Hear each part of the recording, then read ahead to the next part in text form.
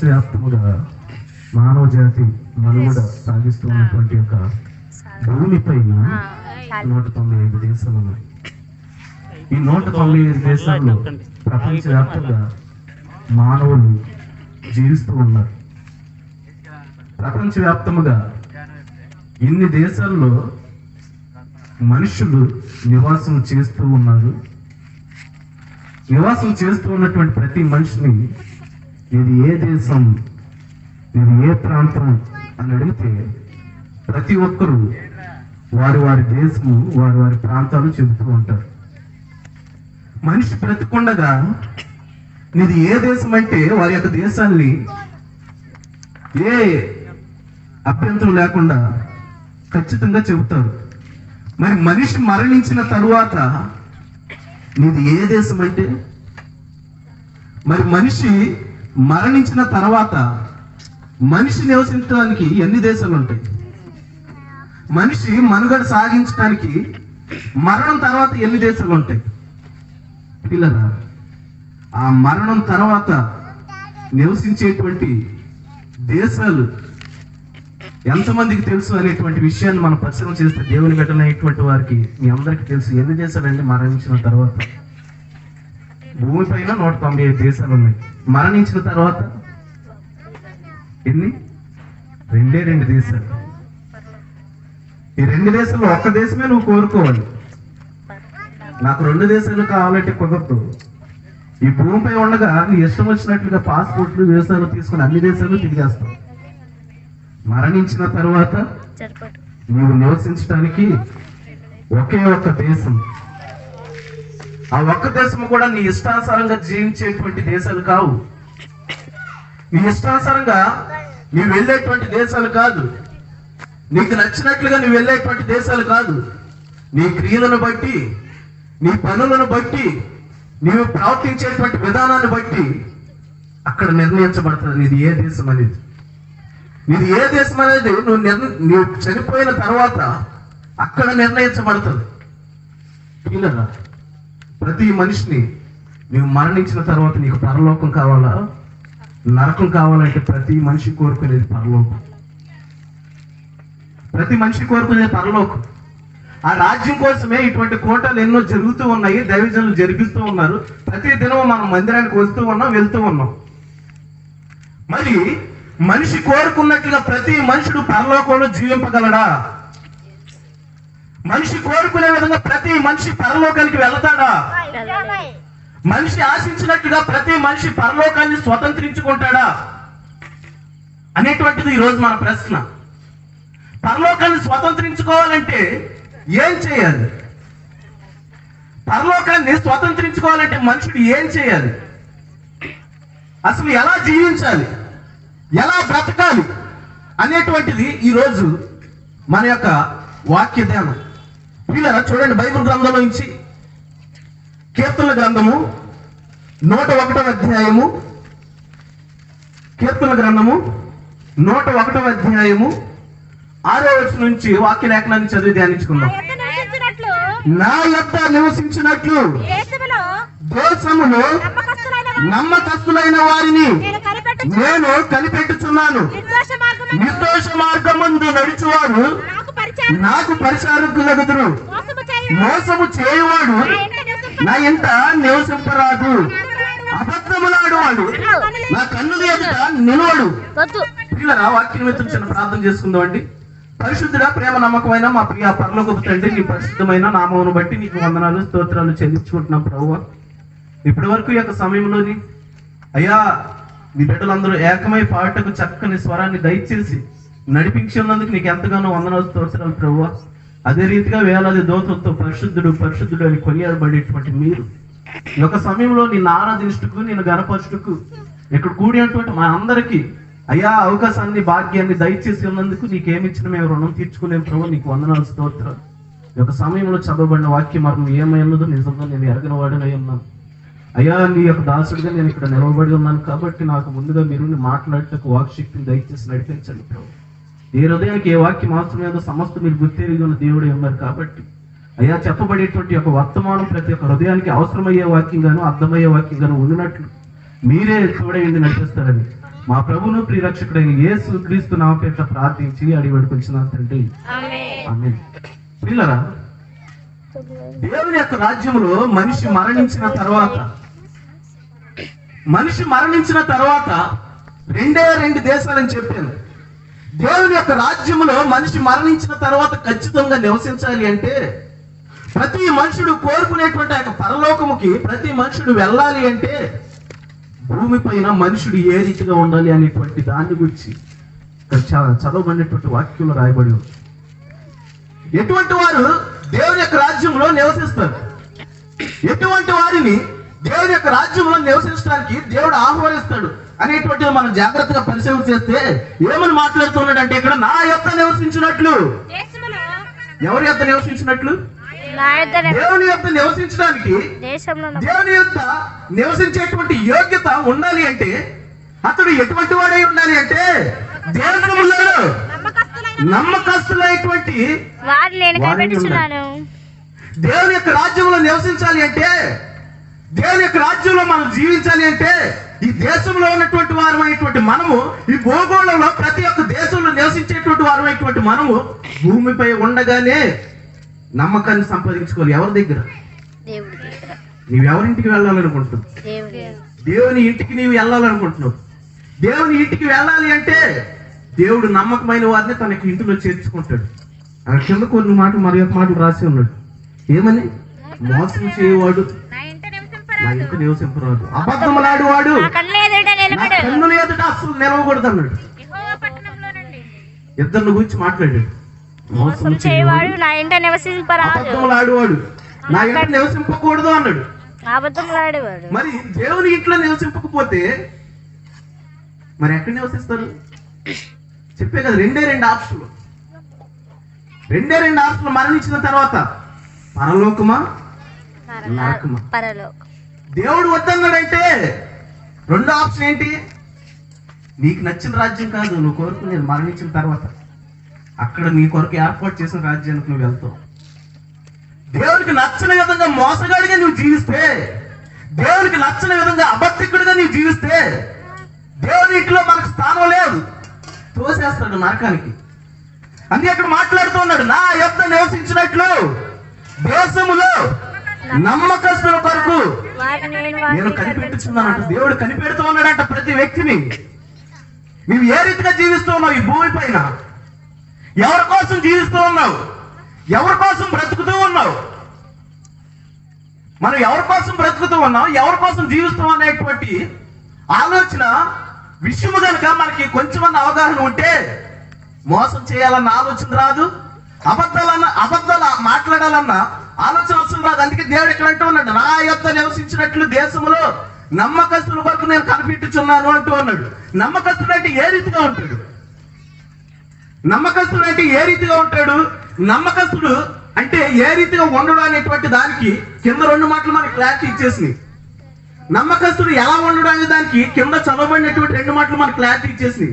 మరి నమ్మకస్తుడు ఎలా ఉంటాడు, ఎలా జీవిస్తాడు అనేటువంటి విషయాన్ని కనుక మనం జాగ్రత్తగా పరిశీలన చేస్తే వాక్యంలో లోకాసు వార్త 12వ అధ్యాయము, లోకాసు వార్త 12వ అధ్యాయము 42వ వచనం నుంచి వాక్యాన్ని చదువుకుందామండి.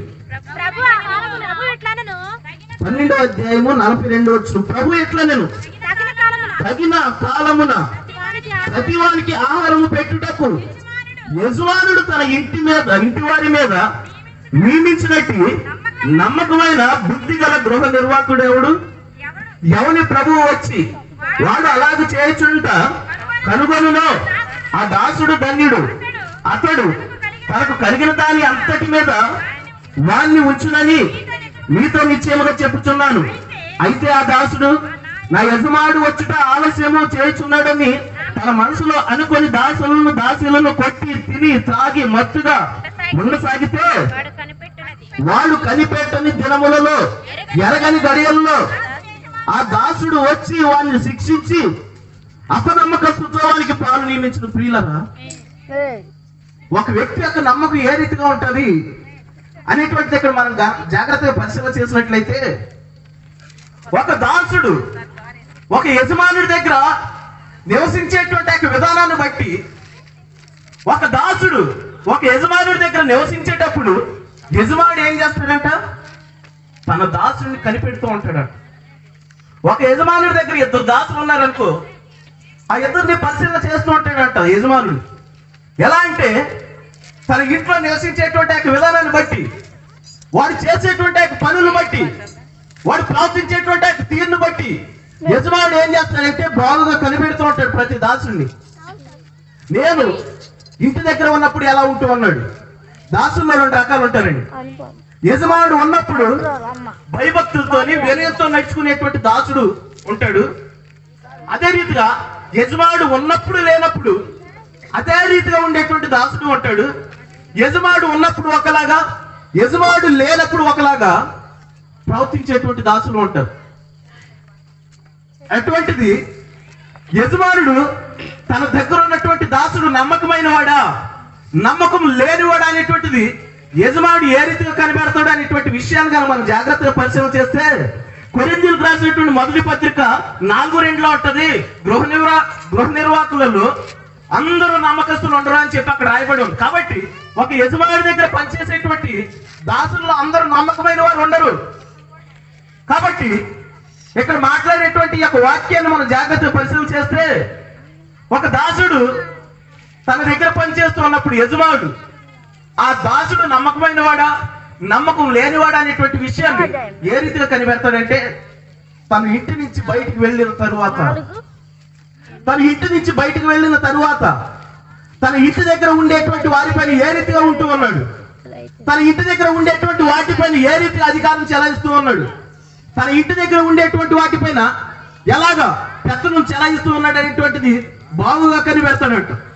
నమ్మకమైన దాసుడైతే తన ఇంటి దగ్గర యజమానుడు ఉన్నా సరే లేకపోయినా సరే తగిన వేళ, అంతేనే రాయబడి ఉంది, తగిన వేళ ఇంట్లో వారికి ఏ సమయానికి ఏ ఆహారం కావాలి, ఉదయం టిఫిన్ కావాలా, మధ్యాహ్నం ఆహారం కావాలా, సాయంత్రం భోజనం కావాలా, ఏ సమయానికి ఏది కావాలో సమస్తము సిద్ధపరుస్తాడంట. ఎవరు? నమ్మకమైన పనివాడు. ఏ మాత్రం కుళ్ళు లేకుండా, కుట్ర లేకుండా, ఏ విధమైనటువంటి మోసపు క్రియలు లేకుండా ఏం చేస్తాడంటే, యజమానుడు ఉన్నా సరే లేకపోయినా సరే ఇంటిని ఒక రీతిగానే చూసుకుంటూ వెళ్ళిపోతూ ఉంటాడు. పెద్ద పెద్ద ఇళ్లలో యజమానులు చేసుకుంటారా పనులన్నీ? యజమానులు చేయరు, దాసులను పెట్టుకుంటారు. కాబట్టి ప్రతిదీ ఎవరు చేయాలి? దాసులే చేయాలి. ప్రతిదీ ఎవరు సమకూర్చాలంటే దాసులే సమకూర్చాలి. యజమానుడు గమనిస్తూ ఉంటాడు, నేను ఇంటి దగ్గర ఉన్నప్పుడు, నేను ఇంటి నుంచి బయటికి వెళ్ళినప్పుడు నా కుటుంబం ఏ రీతిగా ఉంటుంది. కుటుంబం బాగా ఉండాలి అంటే దాసుడు నమ్మకంగా పనిచేయాలి. దాసుడు నమ్మకంగా పనిచేసి అందరూ చూసుకోవాలి. అది కనిపెడతాడు దాసుడు. ఎవరైతే నమ్మకంగా ఉంటారో ఆ నమ్మకమైనటువంటి దాసుడు ఏం చేస్తాడంట, తగిన సమయమున యజమానుడు ఉన్నా లేకపోయినా సరే ఇంటి వారికి భోజనాన్ని సిద్ధపరుస్తాడంట. సిద్ధపరిచి పేర్ల కోసం కాదు కానీ, గొప్పల కోసం కాదు కానీ, నమ్మకాన్ని పోగొట్టుకోకుండా ఉండటం కోసం వాడు కష్టపడి ఒళ్ళొచ్చి పని చేసి తన ఇంటి వారందరినీ బాగుగా చూస్తాడు. యజమానుడు ఇది కనిపెడతాడు. మరొక విధమైనటువంటి దాసుడు ఉంటాడు. అదే ఇంట్లో మరొక విధమైనటువంటి దాసుడు ఉంటాడు. వీడి యొక్క విధానం ఏంటంటే, యజమానుడు ఉన్నంత వరకు పేర్ల కోసం గొప్పల కోసం ఏం చేస్తాడంటే, యజమానుడి దగ్గర తెగ నటించేస్తాడు, యజమానుడి దగ్గర తెగ వినయం చూపించేస్తాడు. యజమానుడు ఎప్పుడైతే ఇంటి నుంచి బయటికి వెళ్తాడో వీడు ఏం చేస్తాడంటే, వాడితో పాటు ఉన్నటువంటి మిగతా పని వారి పైన ఏం చేస్తాడంట, పెత్తనం చెలాయిస్తాడంట. వాడు మాట లేకపోతే కొడతాడంట. కొట్టి ఇష్టం వచ్చినట్లు పెత్తనం చెలాయించి ఇంటి వారిని పట్టించుకోవడానికి, ఎవరిని పట్టించుకోవడంట, ఆ యొక్క ఆస్తి అంతా ఇష్టానుసారంగా దుర్వినియోగం చేయడం ప్రారంభిస్తాడంట. ఈ 2 విధానాలను బట్టి యజమానుడు ఎవడు నమ్మకమైన వాడు, ఎవడు నమ్మకం లేనివాడు అనేటువంటి విషయాన్ని కనిపెడతాడంట. నమ్మకం గురించి మాట్లాడి, దేవుని యొక్క రాజ్యాన్ని గురించి మాట్లాడి, అయ్యగారేంటి ఏదో ఒక యజమానుడు గృహ నిర్వాహకుడి దగ్గరికి వెళ్ళాడని చెప్పి మీరు అనుకుంటున్నారా? మత్తయి సువార్త 25వ అధ్యాయం 14 వచనం. పరలోక రాజ్యము ఒక మనుష్యుడు దేశాంతరమునకు ప్రయాణమై తన దాసులను పిలిచి తన ఆస్తిని వారికి అప్పగించినట్లు ఉండును.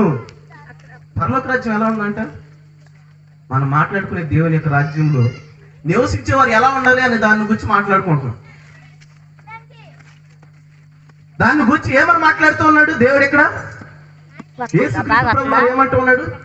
పరలోక రాజ్యం ఎలా ఉంటదంటే, ఒక మనుషుడు దేశాంతరమునకు ప్రయాణమైపోయి, అంటే ఒక యజమానుడు దేశాంతరం ప్రయాణమై వెళ్తూ ఆ ఇంట్లో ఉన్నటువంటి సమస్త బాధ్యతలను, ఆ ఇంట్లో ఉన్నటువంటి సమస్త ఆస్తి పైన హక్కును, అధికారాన్ని ఎవరికి అప్పు చెప్పినట్లు ఉంటదంట? దాసులకు అప్పు చెప్పినట్లు ఉంటదంట. ఎవరన్నా అప్పు చెబుతారు ఇలాగా? సమస్త హక్కు, సమస్త బాధ్యతలు ఎవరన్నా అప్పు చెబుతారా? యజమానులు ఊరెత్తే ఏం చేస్తారు? దాసుల చేతులకు తాళాలు ఇస్తారా? ఎవరు? కారణం ఏంటంటే అప్పనమ్మకం. నేను ఇంటి నుంచి బయటికి వెళ్ళాక వీడి బీరువా మొత్తం సర్దేస్తాను, నేను ఇంటి నుంచి బయటికి వెళ్ళాక వీడి ఇల్లు మొత్తం దోచేస్తాను. కారణం ఏంటంటే అప్పనమ్మకం. మరి ఎలా ఉంటే తాళాలు ఇస్తాడు? నమ్మకం ఉంటే. దేవుడు అదే మాట్లాడుతూ ఉన్నాడు. ఒక యజమానుడు దేశాంతరం ప్రయాణమై వెళ్తూ, ఏ యజమానుడు అయినా సరే ఇంటి దగ్గర ఉన్న దాసుడికి తాళాలు ఇస్తాడా? ఇవ్వడు కదా. ఒకవేళ తన యొక్క యజమానుడు కనుక దాసుడికి తాళాలు ఇచ్చే విధంగా ఉంటే పరలోక రాజ్యం కూడా అలాగే ఉంటది అన్నాడు. కారణం ఏంటంటే అది చాలా కష్టతరమైనటువంటి పని. ఒక యజమానుడు ఒక దాసుడిని నమ్మటం అది చాలా కష్టతరమైనటువంటి పని. సమస్త బాధ్యతలు, సమస్త హక్కులు ఒక యజమానుడి యొక్క చేతిలో పెడతాం చాలా కష్టమైనటువంటి పని. దేవుడు అదే మాట్లాడుతూ ఉన్నాడు. పరలోకానికి యజమానుడికి దాసుడికి పొంతనేంటి? ప్రియులరా, ఈ పరలోకానికి దాసుడికి యజమానుడికి పొంతనేంటి అంటే చాలా పొంతన ఉంది. ఆ పరలోకము ఆ యొక్క యజమానుడి ఇల్లు అయితే, ఆ యజమాని యొక్క ఇంటిలో ఉన్నటువంటి యొక్క యజమానుడు ప్రభు అయినటువంటి యేసుక్రీస్తు ప్రభులో. దేవునికి స్తోత్రం. ఆ ఇంట్లో ఉండేటువంటి దాసుడు నువ్వు నేను. ఈ రోజు దేవుని ఇంట్లో ఉండేటువంటి దాసుడు ఎలా ఉండాలి? పరలోక రాజ్యము ఒక మనుషుడు దేశాంతరము పోవచ్చు తన యొక్క దాసుల యొక్క చేతులకు తాళాలు అప్పు చెప్పినట్లు ఉంటదంటే, ఆ తాళం అప్పు చెప్పేటువంటి దాసుడు మరి ఎలా ఉంటాడు? ఏ రీతిగా ఉంటాడు? ఏ విధమైనటువంటి వ్యక్తిగా ఉంటాడు అనేటువంటి మనం పరిశీలన చేస్తే, ఇక్కడ యేసుక్రీస్తు ప్రభులు వారు మాట్లాడినటువంటి యొక్క మాటలు నమ్మకం ఖచ్చితంగా కనబడుతుంది. అవునా కదా? నమ్మకం కనబడుతుంది ఇందులో ఖచ్చితంగా. కారణం ఏంటంటే ఏ యజమానుడు దాసుడికి తాళాలు ఇవ్వడు, కానీ పరలోక రాజ్యం అలా ఉన్నది అంటున్నాడు. అంటే నమ్మకంతో నిండుకొని ఉన్నది పరలోక రాజ్యం. అందుకే మనం మొదటి చదువుకున్నాం, దేశంలో నమ్మకస్తులైన వారి కోసం కనిపెట్టుచున్నాడంట. ఈ భూమిపై మనం నివసిస్తూ ఉండగానే నీవు దేవుని పైన ఏ విధంగా నమ్మకాన్ని సంపాదించుకున్నావు అది కనిపెట్టి తన యొక్క ఇంటిలో నీకు అధికారాన్ని ఇస్తాడు. అది కనిపెట్టి తన యొక్క ఇంటిలోకి నిన్ను పిలుస్తాడు. అది కనిపెట్టి నిన్ను ఆహ్వానిస్తాడు. మరి ఏ రీతిగా ఉంటారు దాసులు? ఏ విధంగా ఉంటారు దాసులు? ఏ విధంగా తన యొక్క నమ్మకాన్ని కాపాడుకుంటాడు దాసుడు అనేది మనం పరిశీలన చేస్తే, యేసుక్రీస్తు ప్రభువు వారు మాట్లాడినటువంటి యొక్క ఉపమానంలో ఎంతమంది దాసులు కనబడుతున్నారు? 3 దాసులు. ఈ 3 దాసుల యొక్క నమ్మకం ఏ రీతిగా ఉంది?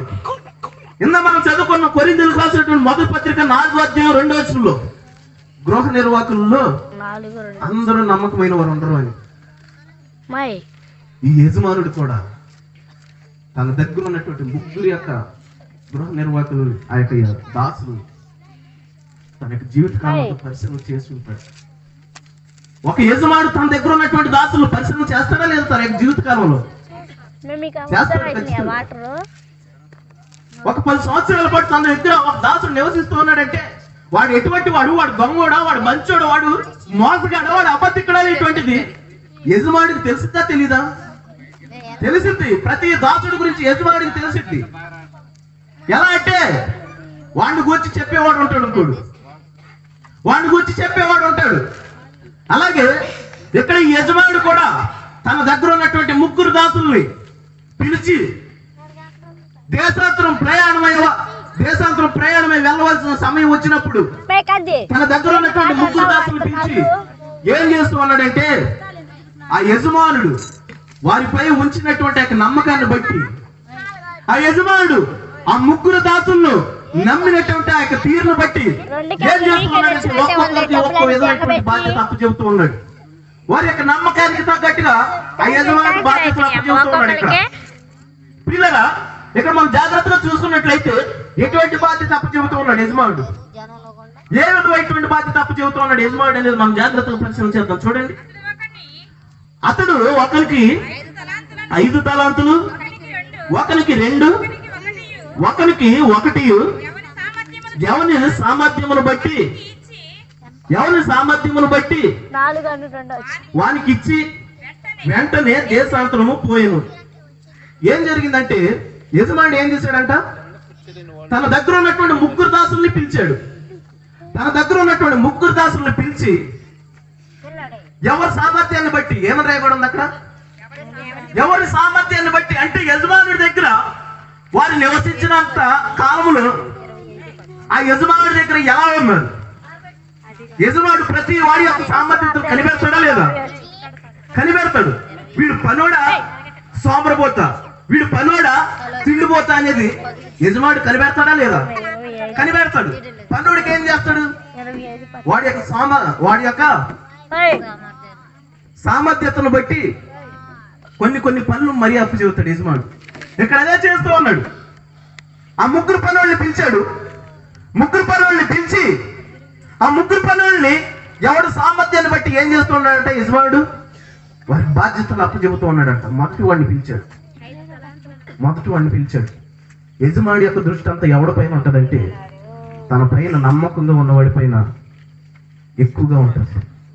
యజమానుడు కలవరిస్తున్నటువంటి వాడిని, యజమానుడు నిద్రపోయినా లేచిన సరే అటువంటి వాడిని కలవరిస్తూ ఉంటాడు.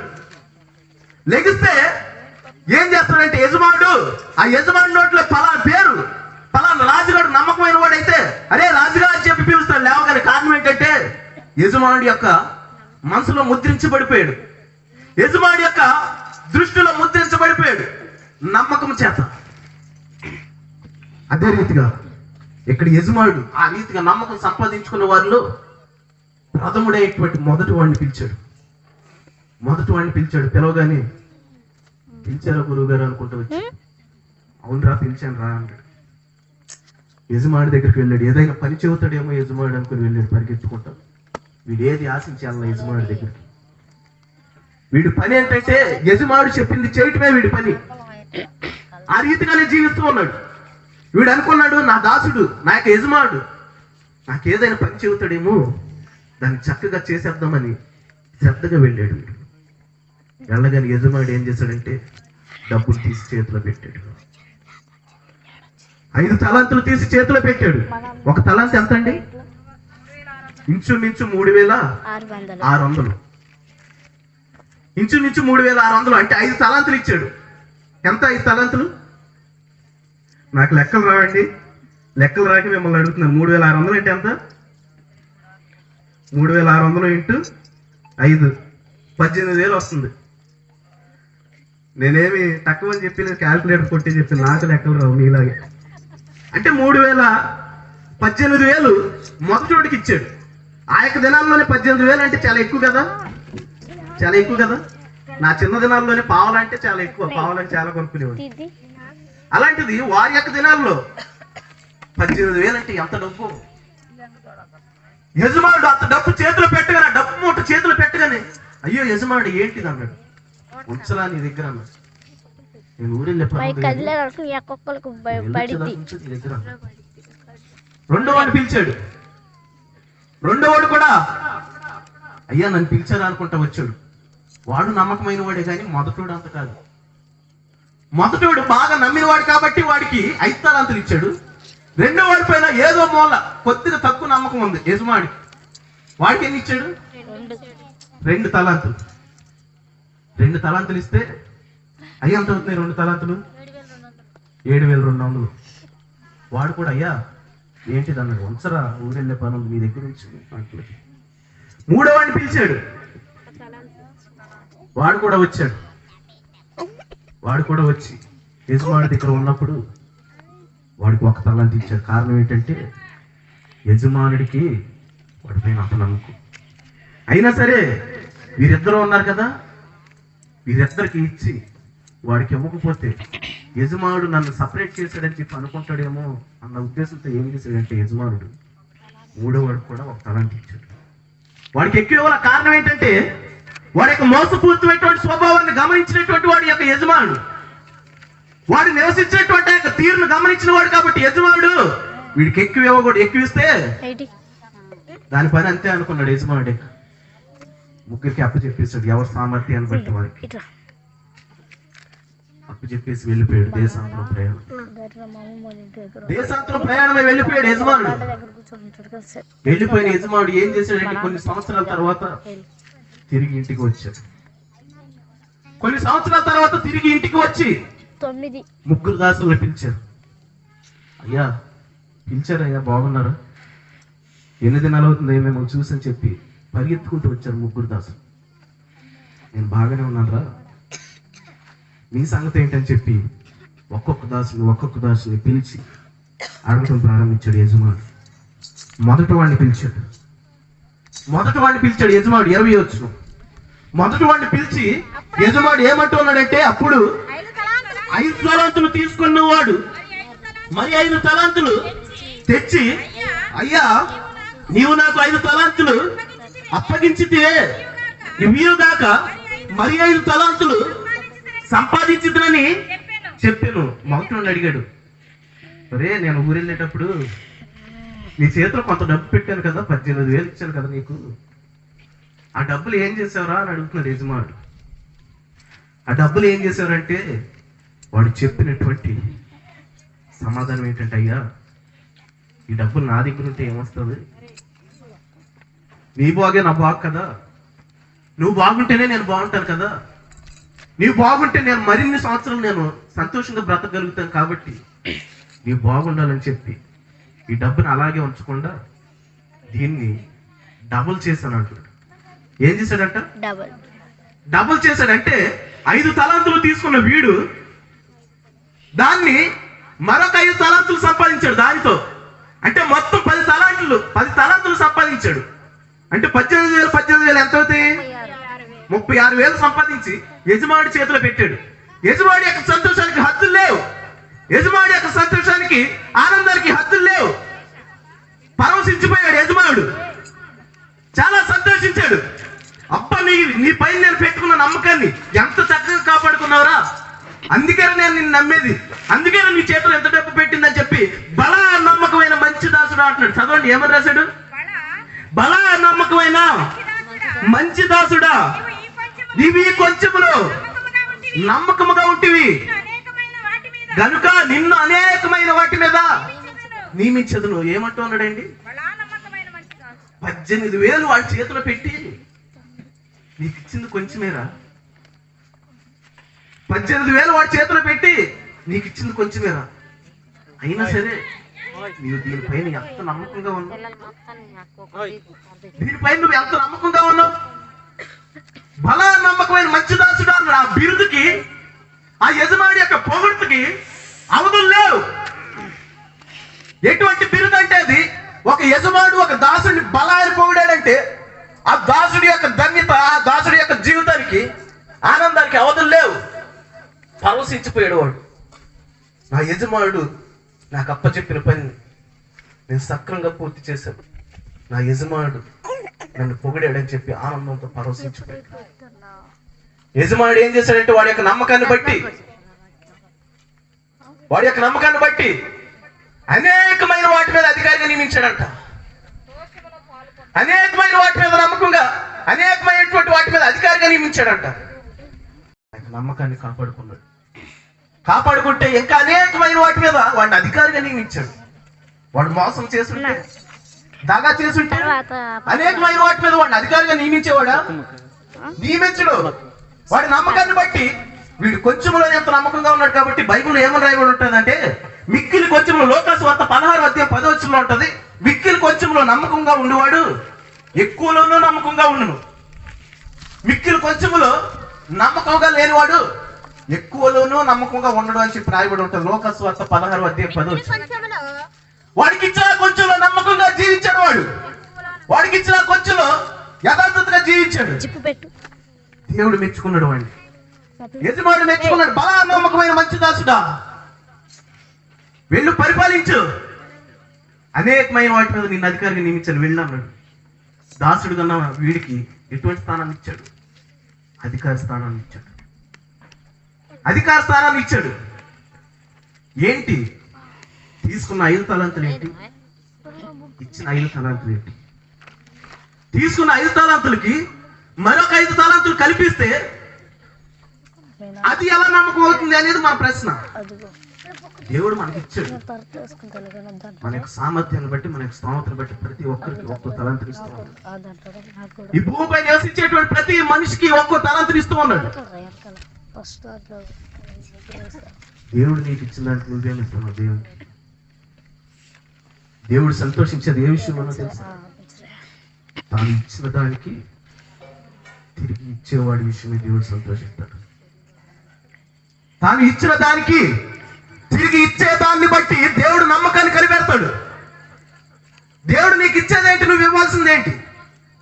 ప్రియులారా, ఈరోజు మన ఇళ్లలో ప్రతి ఒక్కరి ఇళ్లలో కోల్గేట్ పేస్ట్ వాడుతున్నారా?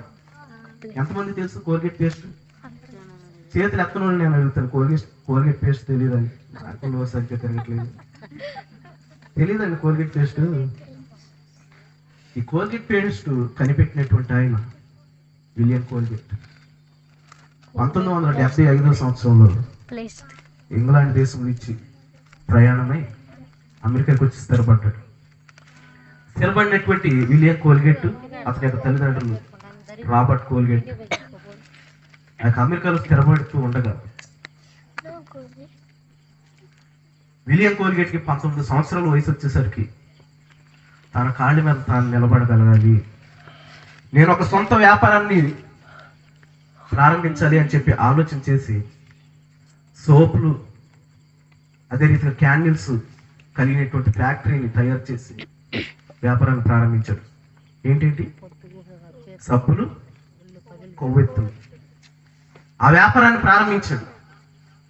తన కాళ్ళ మీద తాను నిలబడగలగాలి అని చెప్పి ఆ వ్యాపారాన్ని ప్రారంభించినటువంటి విలియం కోల్గేట్ కి లేవలేని దెబ్బ తగిలింది, భయంకరమైనటువంటి దెబ్బ తగిలింది. కోలుకోలేని దెబ్బ తగిలితే ఫ్యాక్టరీ మూసేశారు. మూసేస్తే కొన్ని దినాల తర్వాత తన ఇంటి దగ్గర ఉండేటువంటి ఒక వ్యక్తి, వాడ నడిపేటువంటి ఒక కెప్టెన్ అతనికి దేవుని యొక్క మాటలు చెప్పి దేవునిలో బలపరిచి, ఎవరి నాయన నీవు ప్రతి దానిలో దేవునికి ప్రథమ స్థానాన్ని, నీ అభివృద్ధికి కొన్ని మూల పాఠాలు చెబుతున్నానని చెప్పి నువ్వు ప్రతి దానిలో దేవునికి ప్రథమ స్థానాన్ని, అన్నిటిలో 10వ భాగం తీసి దేవునికి ఇవ్వు, నీ రాబడి అంతట్లో 10వ భాగం తీసి దేవునికి ఇవ్వు, ప్రతిరోజు దేవుని స్తుతించు, ఆరాధించు అని చెప్పి కొన్ని చెబితే విలియం కోల్గేట్ ఏం చేశాడంటే ఖచ్చితంగా వాటిని పాటించాడు. చెప్పిన మాటలు బట్టి దేవునిలో భయభక్తులు కలిగి నడుస్తూ, ప్రసంగికులు చెప్పేటువంటి మాటలు వింటూ దేవునిలో బలంగా బలపడుతూ విలియం కోల్గేట్ ఏం చేశాడంటే మరలా వ్యాపారాన్ని ప్రారంభించాడు. మరలా వ్యాపారాన్ని ప్రారంభించినటువంటి విలియం కోల్గేట్ 6 సంవత్సరాలు తిరిగేసరికి న్యూయార్క్ లోనే అతను వంటి వ్యాపారవేత్తలు లేనంతగా అభివృద్ధి చెందాడు. దేవునికి స్తోత్రం. న్యూయార్క్ దేశంలోనే అతను వంటి వ్యాపారవేత్త మరొకడు లేడు అన్న విధంగా పేరు తెచ్చుకుని అభివృద్ధి పొందాడు. ఎలా అభివృద్ధి పొందాడు అనేటువంటి జాగ్రత్తలు పరిశీలన చేస్తే విలియం కోల్గేట్ మొదటగా గ్రామ స్థాయిలో ప్రారంభించారు. తన వ్యాపారం ప్రారంభించి వచ్చినటువంటి ఆదాయంలో 10వ భాగం తీయడం ప్రారంభించారు. జాగ్రత్తగా ఒక క్రైస్తవుని యొక్క ఎదుగుదలకి అడ్డంకు, ఎదుగుదలకి కారణం ఏంటంటే 10వ భాగం అంటే 10వ భాగం తీయడం ప్రారంభించాడు. 10వ భాగం తీయడం ప్రారంభించినటువంటి విలియం కోల్గేట్కి దేవుడు ఏం చేశాడంటే అతను తీసేటువంటి విధానాన్ని బట్టి దేవుడు అతను అభివృద్ధి పరిచాడు, గమనించాడు. విలియం కోల్గేట్ స్థాయిలో ప్రారంభించినటువంటి ఆ యొక్క వ్యాపారం రాష్ట్ర స్థాయిలో పేరు మ్రోగింది. రాష్ట్ర స్థాయిలో పేరు మ్రోగింది. గమనించాడు, ఇది దేవుడిచ్చిన అభివృద్ధి అనుకున్నాడు. 10వ భాగం తీసేటువంటి విలియం కోల్గేట్ 10వ భాగం నుంచి 20% దేవునికి ఇచ్చే విధంగా మార్చుకున్నాడు తన యొక్క ఉద్దేశం. అంటే ఇంతకుముందు 100కి 10 రూపాయలు దేవుడికి ఇచ్చేటువంటి విలియం కోల్గేట్ ఆ అభివృద్ధిని ఎప్పుడైతే తన యొక్క జీవితంలో చూశాడో 100కి నాకు ఇచ్చిన సమయం దాటిపోయిందండి. ఈ ఉపమానం చెప్పేసి నేను ముగించేస్తా. దేవుడు నాకు ఇచ్చాడు కాబట్టి ఆ అభివృద్ధి ఇచ్చినటువంటి దేవుడికి నేను ఎంత ఇచ్చినా తక్కువే అని చెప్పి విలియం కోల్గేట్ 100కి 10 రూపాయలు తీసేవాడు 100కి 20 రూపాయలు తీయడం ప్రారంభించాడు. 100కి 20 రూపాయలు తీయడం ప్రారంభించినటువంటి విలియం కోల్గేట్ తన యొక్క జీవితంలో మరింత అభివృద్ధిని చూశాడు. రాష్ట్ర స్థాయిలో పేరు మ్రోగినటువంటి అతని యొక్క పేరు దేశవ్యాప్తంగా పేరు మ్రోగడం ప్రారంభించి దేవునికి స్తోత్రం. ఈ రీతిగా అతను అభివృద్ధి పెరిగే కొద్ది ఏం చేశాడంటే 100కి 20 రూపాయలు తీసేటువంటి యొక్క విలియం కోల్గేట్ నా దేవుడు నన్ను ఎంతగా అభివృద్ధి చేస్తాడని చెప్పి 100కి 30 రూపాయలు తీయడం ప్రారంభించాడు దేవునికి. దేశవ్యాప్తంగా పేరు మ్రోగినటువంటి అతని యొక్క పేరు ప్రపంచవ్యాప్తంగా పేరు మ్రోగింది. ప్రపంచవ్యాప్తంగా పేరు మ్రోగితే ప్రపంచవ్యాప్తంగా అందరూ కొంటూ ఉంటే ఆదాయం తక్కువలో ఉంటుందండి. గ్రామ స్థాయిలో ఉన్నప్పుడు కొద్దిగానే వచ్చింది ఆదాయం. అది రాష్ట్ర స్థాయికి పెరిగే కొద్దీ మరింత పెరిగింది. దేశవ్యాప్తంగా పెరిగే కొద్దీ మరింత పెరిగింది. ప్రపంచవ్యాప్తంగా పెరిగింది. ఇప్పుడు ఆదాయానికి హద్దులు లేవు, లిమిట్ లేదు. ఎక్కడ చూసిన విలియం కోల్గేట్ పేరే, ఎక్కడ చూసినా కోల్గేట్ అనేటువంటి మాటే ఆదాయం కుప్పలు తెప్పలుగా రావడం ప్రారంభించింది.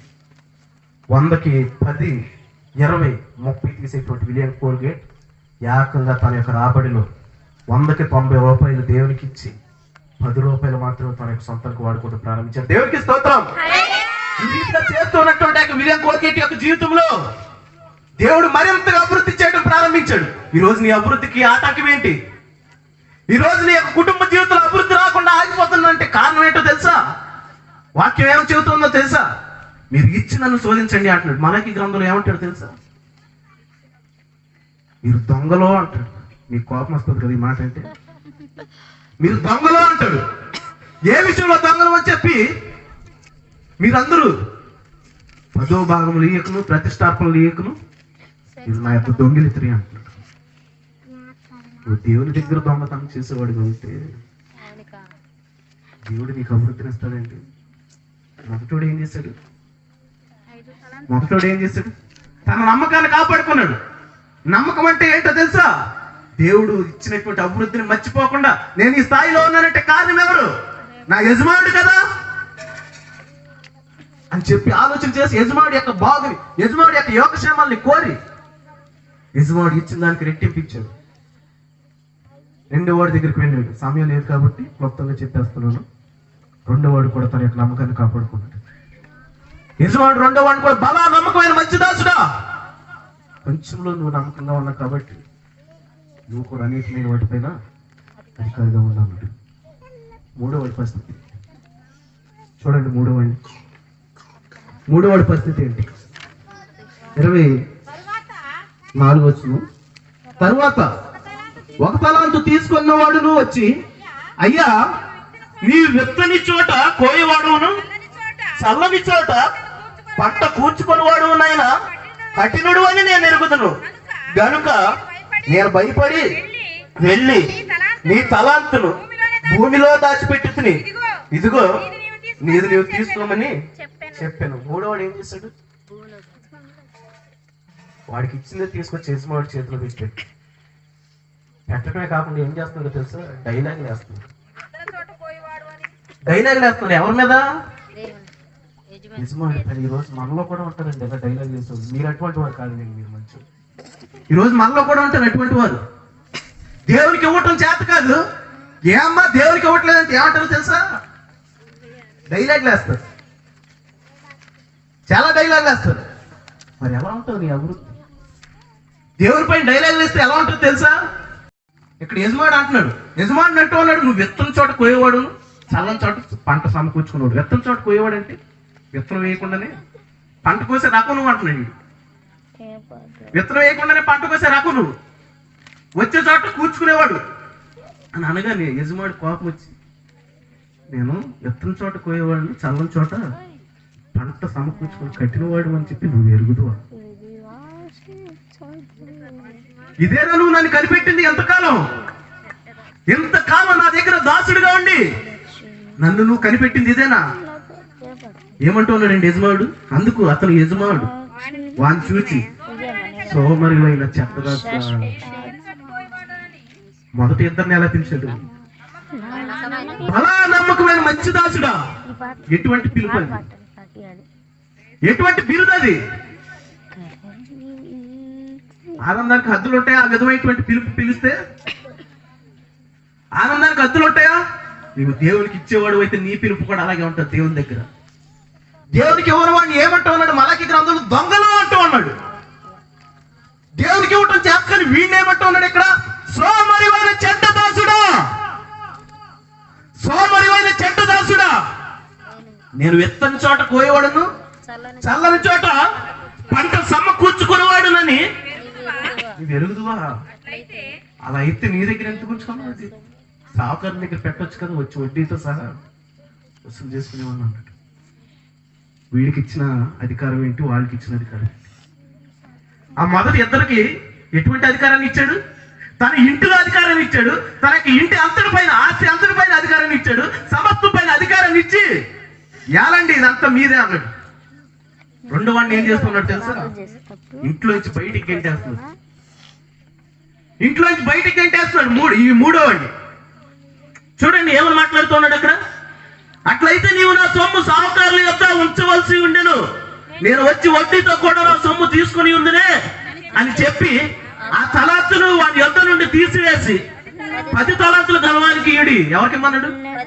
మొదటోడికి ఇచ్చేమన్నాడు. వీడు వేస్ట్ వాడు, వీడు పనికిరాడు. ఇంకా అది తీసుకొని మొదటోడికి ఇచ్చేయండి అన్నారు. అది తీసుకొని మొదటోడికి ఇచ్చేయండి అన్నారు. ఒక ఇంట్లో ఒక కొడుకు ఉన్నాడండి. కొడుకుని ఎంతకాలం భరిస్తారు తల్లిదండ్రులు? పెద్దవాడు అయ్యేదాకా భరిస్తారు. కారణం ఏంటంటే వాడు ఏ పని చేయలేడు కాబట్టి భరిస్తారు తల్లిదండ్రులు. వాడు పెద్దోడు అయ్యాక కూడా భరిస్తారు తల్లిదండ్రులు. వాడు పెద్దోడు అయ్యాక కూడా ఏ రూపాయి తేకుండా తల్లిదండ్రులు ఓపిక అయిపోయినాక ఇంకా మీరు తెస్తున్నా నేను తింటానని కూర్చుంటే భరిస్తారా తల్లిదండ్రులు? భరించదు. కన్న కొడుకునే మనం భరించలేం కదా. దేవుని రాజ్యంలో ఉండవలసిన నీవు ఒక సోమరబోతుగా ఆయన ఎదురు నిల్చుంటే ఆయన ఇంట్లో నీకు స్థానాన్ని ఇస్తాడు. ఒక సోమరబోతుగా నువ్వు దేవుని ఎదుట నుంచుంటే దేవుని ఇంట్లో నీకు స్థానాన్ని ఇస్తాడా? దేవుని మందిరానికి వచ్చి ఏం నేర్చుకుంటున్నాం మనం? దేవుని రాజ్యానికి వెళ్ళాలని చెప్పి అనుక్షణం తప్పించేటువంటి నీవు ఆ దేవుని యొక్క రాజ్యంలో నిలబడాలి అన్నా, దేవుని యొక్క నిలవాలి అన్నా, దేవుని యొక్క రాజ్యంలో దేవుని యొక్క ఇంట్లో నీవు ఉండాలి అన్నా చేయవలసింది ఏంటో ఏ రోజన్నా గమనించావా? ఏ రోజన్నా ఆలోచించావా? ఏ రోజన్నా గ్రహించావా? మూడవని ఏం చేస్తున్నాడు? గెంటేస్తున్నాడు. సోమరవైనా అట్లయితే నీవు నా 29 వచ్చు. కలిగిన ప్రతివానికి ఇయ్యబడును, అతనికి సమృద్ధిగా కలుగును, లేని వాని యొద్ద నుండి వానికి కలిగినది తీసివేయబడును అన్నాడు. కలిగిన ప్రతి వారికి ఇవ్వబడును. వాడు దేవుడికి ఇచ్చేటువంటి దాన్ని బట్టి ఇంకా ఇంకా ఇవ్వబడింది. ఇంకా ఇంకా అభివృద్ధి చెందుతావు. నీవు దేవుడికి ఇస్తావు, అభివృద్ధి చెందట్లేదంటే కారణం ఏంటో తెలుసా? నీవు ఇచ్చిన దానిపైన మనసు పెట్టుకునేటువంటి స్వభావం నీలో ఉంది. ఒక వ్యక్తి మనకు అప్పిచ్చాడండి. అప్పిచ్చిన డబ్బులు మనం తిరిగి ఇచ్చేసేటప్పుడు దానిపైన మనసు పెట్టుకుంటావా? మనసు పెట్టుకోం. కారణం ఏంటంటే వాడి దగ్గర మనం డబ్బులు తీసుకున్నాం కాబట్టి వాడికి ఇచ్చేస్తున్నాం, దానిపైన మనసు ఉండదు. మరి దేవుడికి ఇచ్చే దానిపైన ఎందుకు మనసు పెట్టుకుంటున్నాం? ఇక్కడ అదే అంటూ ఉన్నాడు, కలిగిన ప్రతి వానికి ఇయ్యబడును, అతనికి సమృద్ధిగా కలుగును, లేని వాని యొద్ద నుండి వానికి కలిగినది తీసివేయబడిన అంటున్నాడు. తర్వాత మరియు పనికి వాళ్ళ దాసుని వెలుపటి చీకటిలోనికి తోసివేయడి. తోసేయమంటున్నాడండి. ఇంట్లో స్థానం లేదు, వెలుగులో నివసించేటువంటి అర్హత లేదు, తోసేయమంటున్నాడు. ఎక్కడుంటుంది చీకటి? ఎక్కడుంటుంది చీకటి?